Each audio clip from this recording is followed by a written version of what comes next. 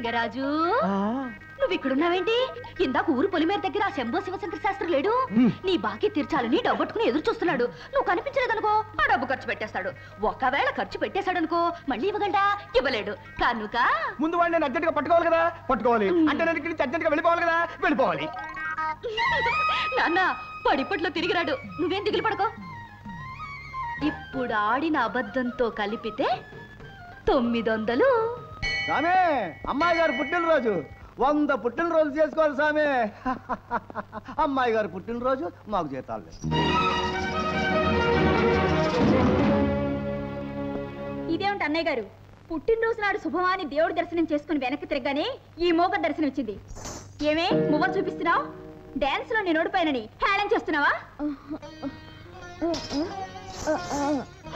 ఏమిటే మోగ పినుగా మువ్వల్ని కాలి కట్టుకొని కాలుతో తంతానంటావా? చూడండి అన్నయ్య గారు